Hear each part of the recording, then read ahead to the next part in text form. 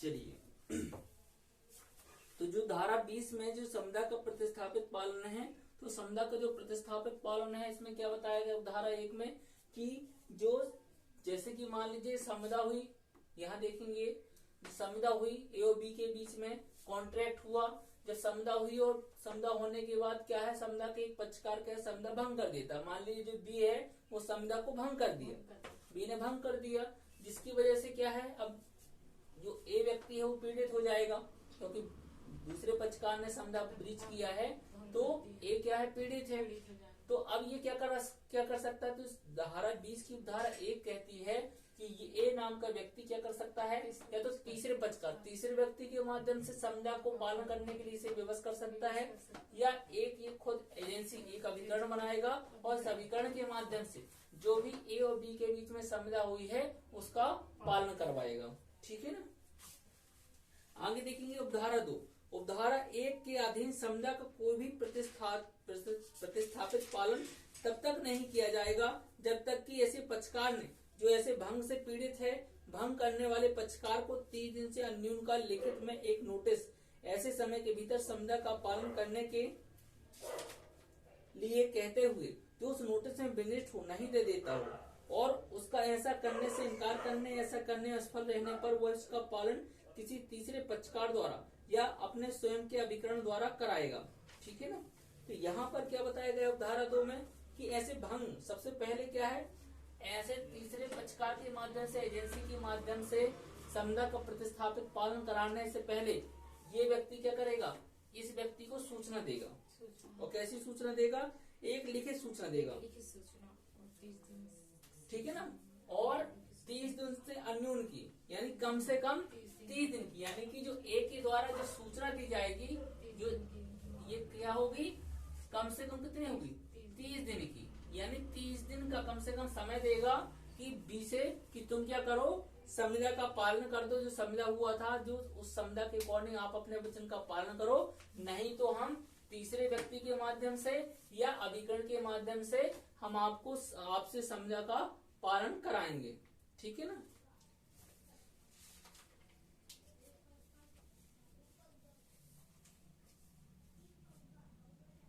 और जब वो व्यक्ति क्या है, समय देने के बाद भी कम से कम 30 दिन का जो समय दिया है, या कम से कम 30 दिन का टाइम है, 30 दिन के भीतर जब भी पालन नहीं करता है, जो भंग करने वाला पक्षकार है, कॉन्ट्रैक्ट को बीच करने वाला जो व्यक्ति है, पर्सन है, वो जब अपने वचनों का पालन नहीं करेगा, तब ये जो पीड़ित व्यक्ति है, जो पीड़ित पक्षकार है, वो क्या करा सकता है, तीसरे पक्षकार के माध्यम से या एजेंसी के माध्यम से समदा का विनिष्ट पालन करा सकता है।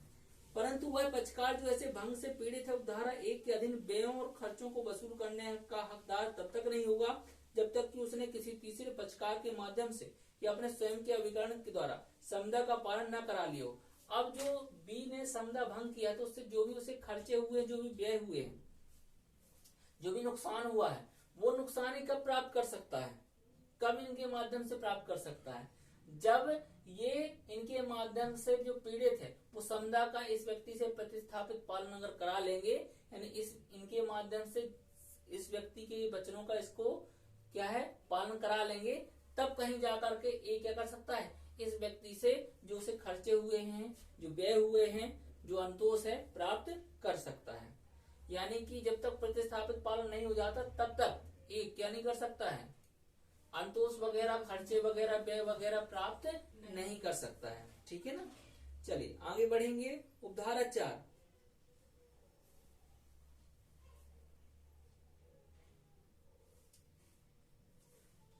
उपधारा 3 देख लेते हैं। जहां समदा के भंग से पीड़ित पक्षकार ने उपधारा के अधीन नोटिस देने के पश्चात किसी तीसरे पक्षकार के माध्यम से या अपने स्वयं के अभिकरण द्वारा समदा का पालन करा लिया है, वह वहां भंग करने वाले पक्षकार के विरुद्ध विनिष्ट पालन के अंतोष का दावा करने का हकदार नहीं होगा।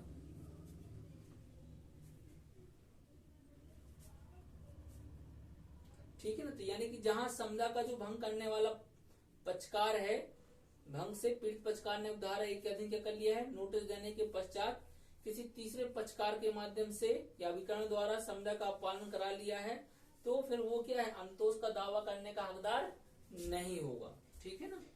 उपधारा 4।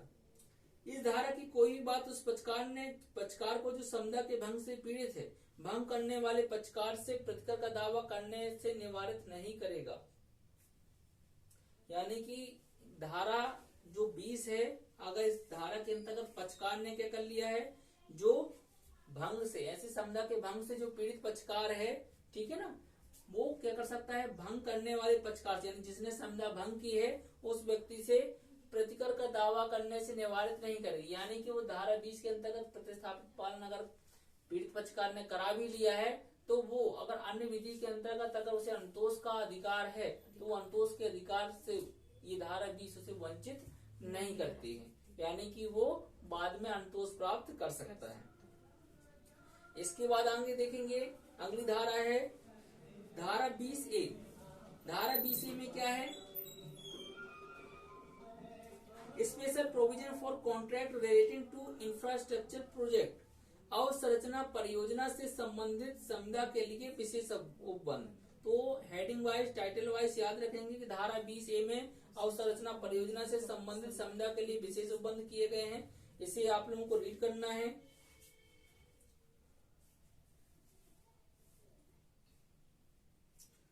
और इसमें एक डेट आएगी 30 दिन की, ठीक है ना, तो ये इंपॉर्टेंट है। धारा 3 में देखेंगे,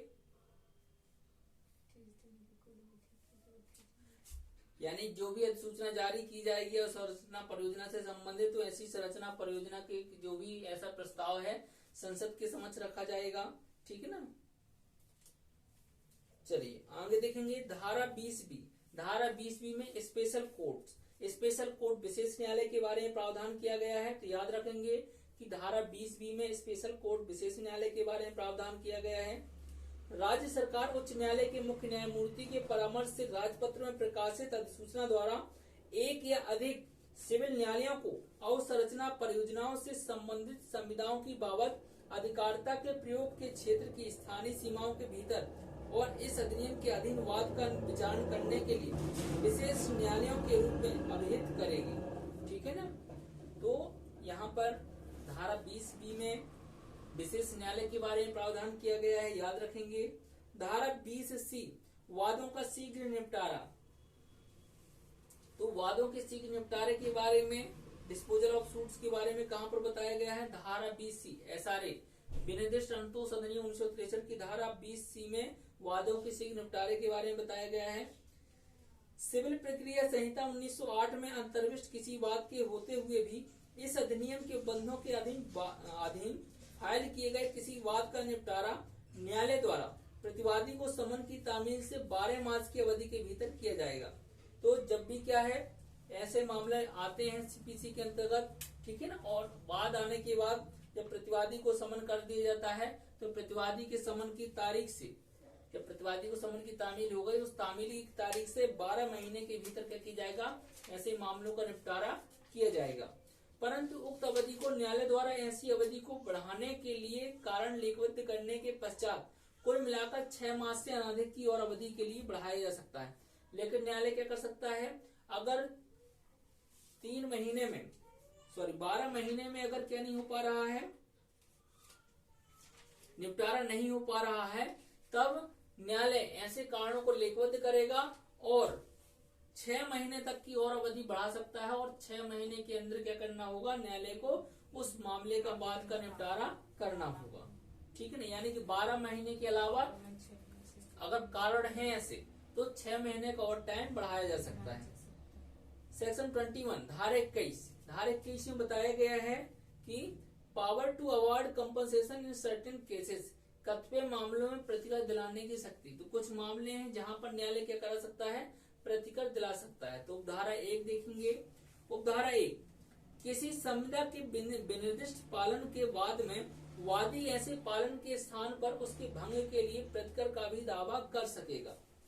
तो जो संविदा है उसके विनिर्दिष्ट पालन के लिए क्या कर सकता है, जो वादी है ऐसे स्थान पर जहां क्या संविदा भंग हुई थी, उसके भंग के लिए प्रतिकर का दावा कर सकता है, यानी प्रतिकर प्राप्त करने के लिए वो सिविल सूट ला सकता है।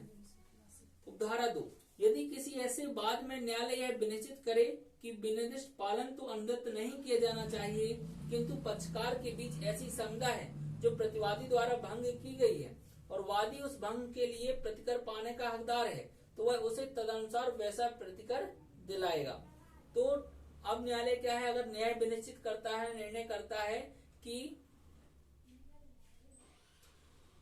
विनिष्ट पालन तो अनुदत्त नहीं किया जाना चाहिए, लेकिन पक्षकारों के बीच समझा हुई थी और ऐसी समझा भंग हुई थी और ऐसे समझा भंग से वादी को जो भंग होने से क्या है नुकसान हुआ है, तो उसके लिए न्यायालय को अगर प्रतीत होता है तो न्यायालय उसे प्रतिकर दिला सकता है। उपधारा 3, यदि किसी ऐसे वाद में न्यायालय यह विनिश्चित करे कि विनिर्दिष्ट पालन तो अनुदत्त किया जाना चाहिए, किंतु उस मामले में न्याय की तुष्टि के लिए इतना ही पर्याप्त नहीं है और समझा के भंग के लिए वादी को कुछ प्रतिकर भी दिया जाना चाहिए, तो वह तदनुसार उसको ऐसा प्रतिकर दिलाएगा। उपधारा 4, इस धारा के अधीन अधिनियमित किसी प्रतिकर की रकम के अवधारण में न्यायालय भारतीय समता अधिनियम 1872 की धारा 73 में विनिर्दिष्ट सिद्धांतों द्वारा मार्गदर्शित होगा।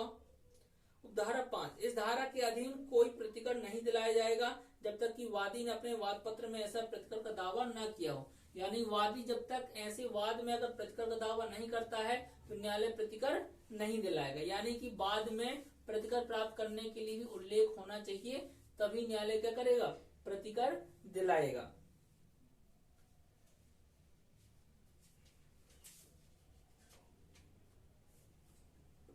परंतु जहां वाद पत्र में वादी ने किसी ऐसे प्रतिकर का दावा न किया हो, वहां न्यायालय कार्यवाही के किसी भी प्रक्रम में वादी को वाद पत्र में ऐसे प्रतिकर का दावा अंतर्गत करने के लिए संशोधित करने की अनुज्ञा ऐसे निबंधनों पर देगा जैसे न्याय संगत हो। और अगर वाद पत्र में अगर ऐसे प्रतिकर के लिए उल्लेख नहीं किया है तो न्यायालय क्या कर सकता है, ऐसे वादियों को समय दे सकता है कि और अनुमति दे सकता है कि वो अपने वाद पत्र में संशोधन करके ऐसे प्रतिकर का उल्लेख, प्रतिकर प्राप्त करने के उल्लेख कर सकते हैं। स्पष्टीकरण, यह परिस्थिति की समता विनिर्दिष्ट पालन की अयोग्य हो गई है, न्यायालय को इस धारा द्वारा प्रदत्त अधिकारिता के प्रयोग से प्रभावित नहीं करती। यानी कि जो संविदा है अब विनिर्दिष्ट पालन कराने के लिए क्या हो गई है, अयोग्य हो गई। यानी कि ऐसी संविधाओं का विनिर्दिष्ट पालन नहीं करा सकते हैं, लेकिन न्यायालय क्या कर सकता है, इस धारा द्वारा प्रदत्त अधिकारिता के प्रयोग में प्रभावित नहीं करती। तो यानी जब वो संविदा ही विनिर्दिष्ट पालन के अयोग्य हो गई है तब न्यायालय को ये अधिकार नहीं देती है कि तब भी वो संविदा का विनिर्दिष्ट पालन कराए। चलिए समझ में आ रही हैं चीजें। चलिए आगे बढ़ते हैं। सेक्शन 22, सेक्शन 22 में क्या दिया गया है, power to grant relief for possession partition refund of earnest money, it's कब्जा, विभाजन, अग्रिम धन के प्रतिदाय आदि के लिए अंतोष अनुदत्त करने की शक्ति दी गई है यहाँ पर। तो इसको रीड कर लेते हैं।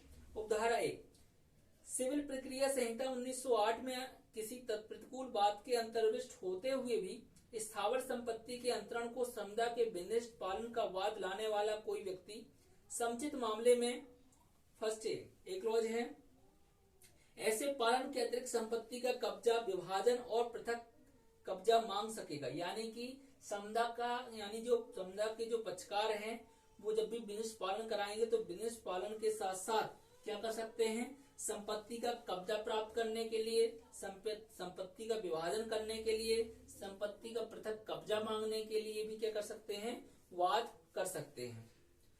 बी क्लॉज है, उस दशा में जिसमें कि उसका विनिर्दिष्ट पालन का दावा नामंजूर कर दिया गया हो, कोई भी अन्य अंतोष जिसका वह हकदार हो और जिसके अंतर्गत उसके द्वारा दिए गए किसी अग्रिम धन या निक्षेप का प्रतिदाय भी आता है, मांग सकेगा। ठीक है ना। यानी कि जो विनिर्दिष्ट पालन करने के लिए, स्पेसिफिक परफॉर्मेंस करने के लिए अगर वादी क्या करता है, वाद लेकर आता है और उसके वाद को नामंजूर कर दिया जाता है तो वो अंतोष प्राप्त करने के लिए अगर वो हकदार है, ठीक है ना, तो ऐसे अन्य अंतोष प्राप्त करने के लिए वो दावा कर सकता है और ऐसे अंतोष को मांग सकता है। उपधारा 2, उपधारा 1 के खंड का या खंड खा के अधीन कोई भी अंतोष न्यायालय द्वारा अनुदत्त नहीं किया जाएगा जब तक कि उसका विनिर्दिष्ट दावा न किया गया हो। यानी जो खंड का या खंड खा यानी क्लॉज ए और बी में जो हमने जो बातें देखी, तो यहाँ पर ये अंतोष तभी न्यायालय दिलाएगा जब विनिर्दिष्ट पालन के साथ साथ इन अंतोषों की मांग अपने वाद पत्र में वादी ने किया हो। परंतु जहाँ की वाद पत्र में वादी ने किसी ऐसे अंतोष का दावा न किया हो, वहां न्यायालय कार्यवाही के किसी भी प्रक्रम में वादी को वाद पत्र में ऐसे अंतोष का दावा अंतर्गत करने के लिए संशोधन करने की अनुज्ञा ऐसे निबंधनों पर देगा जैसे न्याय संगत हो। और अगर वादी ने अपने वाद पत्र में ऐसे अंतोष प्राप्त करने के लिए वाद पत्र में उल्लेख नहीं किया है तो न्यायालय अनुमति दे सकता है कुछ कंडीशन के साथ, निबंधनों के साथ, कि वो ऐसे वादी क्या करें, अपने वाद पत्र में संशोधन करके ऐसे अंतोष की मांग कर सकते हैं। उपधारा 3, उपधारा 1 के खंड खा के अधीन अंतोष अनुदत्त करने की न्यायालय की शक्ति धारा 21 के अधीन प्रतिकर देने की उसकी शक्तियों के पर प्रतिकूल प्रभाव नहीं डालेगी। यानी कहने का आशय है कि जो धारा 21 के अंतर्गत जो प्रतिकर न्यायालय दिलाता है वो प्रतिकर जो दिलाएगा और यहाँ पे जो धारा 22 के अंतर्गत जो उसे अंतोष दिलाएगा, ये दोनों चीजें अलग हैं, यानी उस पर कोई भी प्रभाव नहीं पड़ेगा। धारा 21 के अधीन अलग से वो प्रतिकर जो डिसाइड होगा वो प्रतिकर दिला सकता है, और धारा 22 के अंतर्गत जो रिलीफ मांगी गई है वो रिलीफ न्यायालय दिला सकता है। परंतु उक्त अवधि, ठीक है ना। चलिए आगे बढ़ते हैं। सेक्शन 23 धारा 23 में क्या दिया गया है, liquidation of damages not a bar to specific performance, नुकसानी का परिनिर्धारण विनिर्दिष्ट पालन के लिए वर्जन ना होगा। यानी कि जो समझा हुई है, समझा में पक्षकारों को जो भी नुकसानी हुई है, ठीक है ना, अगर नुकसानी का निर्धारण कर दिया जाएगा तो इसका मतलब ये नहीं है कि विनिर्दिष्ट पालन आप नहीं करा सकते, स्पेसिफिक परफॉर्मेंस नहीं करा सकते। कह सकते हैं जैसे इंडियन कॉन्ट्रैक्ट एक्ट में हमने सेक्शन 74 में पढ़ा था, ठीक है ना, जहाँ पर वो शास्त्री के लिए प्रावधान किया गया था, ठीक वैसा ही प्रावधान एसआरए में धारा 23 में किया गया है, ठीक है ना। तो यहाँ पर धारा 23 के साथ प्लस करके लिख लीजिए कॉन्ट्रैक्ट की धारा 74। धारा 1,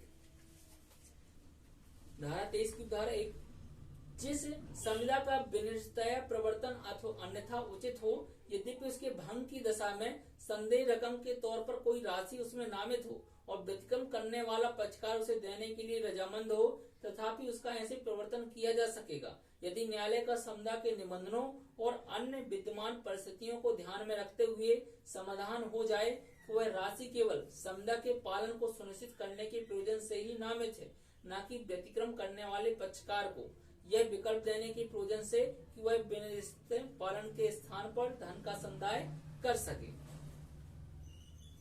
धारा 2, इस धारा के अधीन विनिर्दिष्ट पालन का प्रवर्तन करते समय न्यायालय संविदा में ऐसी नामित राशि के संदाय की भी डिक्री नहीं करेगा। यानी कि विनिर्दिष्ट पालन करते समय न्यायालय संविदा में ऐसी जो नामित राशि है उसके संदाय की भी डिक्री नहीं करेगा। यानी इस जो धारा 23 है, अगर विनिर्दिष्ट पालन के लिए अगर वाद लाया गया है और विनिर्दिष्ट पालन अगर प्राप्त नहीं किया जा सकता तो यहाँ पर वो प्रतिकर अंतोष की भी मांग नहीं कर सकता। धारा 24, धारा 24 में क्या है, विनिर्दिष्ट पालन के वाद के खारिज होने के पश्चात भंग के लिए प्रतिकर के वाद का वर्जन। किसी संविदा के या उसके किसी भाग के विनिर्दिष्ट पालन के वाद की खारिजी यथास्थिति ऐसे संविदा या उसके भाग के भंग के लिए प्रतिकर का वाद लाने के वादी के अधिकार का वर्जन नहीं कर देगी, किंतु किसी अन्य ऐसे अंतोष के लिए वाद लाने के उसके अधिकार का वर्जन नहीं करेगी जिसका वह ऐसे भंग के कारण हकदार हो। तो धारा 24 में क्या बताया गया है कि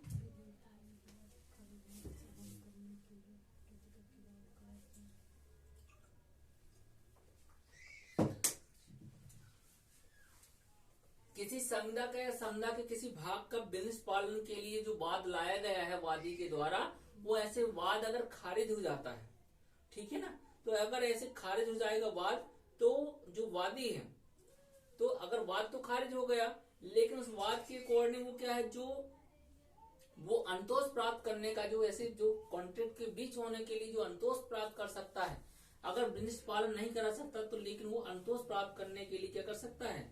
इसका मतलब ये नहीं कि वो अंतोष प्राप्त करने के अलग से वाद नहीं ला सकता, वो वाद ला सकता है, ठीक है ना, ठीक है ना। यानी कि ये धारा 24 मना नहीं करती है कि अगर आप संविदा का विनिर्दिष्ट पालन का जो वाद लाने के लिए विनिर्दिष्ट पालन कराने के लिए आप वाद लेकर के आए थे और न्यायालय ने उसे खारिज कर दिया है, तो इसका मतलब कदापि नहीं है कि आप अंतोष प्राप्त करने के लिए वाद नहीं ला सकते हैं। यानी कि आप वाद ला सकते, अंतोष प्राप्त कर सकते हैं। यानी कि अगर विनिर्दिष्ट पालन नहीं प्राप्त कर सकते तो उसके जो उससे संविदा भंग से जो आपको हानि हुई है, नुकसान हुआ है, उसका प्रतिकर प्राप्त करने के लिए आप बाद ला सकते हैं। आगे देखते हैं, अगली धारा है धारा 25। कतिपय पंचाटों को और व्यवस्थापनों को निष्पादित करने की वसीयती निर्देशों को पूर्ववर्ती धाराओं का लागू होना। इस अध्याय की संविदा विषय को बंद उन पंचाटों को जिन्हें माध्यस्थम और सुलह अधिनियम 1996 लागू नहीं होता, और विल या क्रोडपत्र के ऐसे निर्देशों को जो किसी विशिष्ट व्यवस्थापन को निष्पादित करने के बारे में हो लागू होंगे। ठीक है ना। तो यहाँ पर क्या बता दिया गया कि जो मध्यस्थम सुलह अधिनियम के अंतर्गत जो ऐसे पंचाट नहीं है, ठीक है ना, उन पर जो लागू नहीं होता है, तो वहाँ बिल या जो क्रोडपत्र है वो इस पर क्या होंगे, लागू होंगे। यानी जो पंचाट हैं कॉन्ट्रैक्ट के अकॉर्डिंग जो भी पंचाट दिए जाएंगे उन पर प्रावधान लागू होंगे।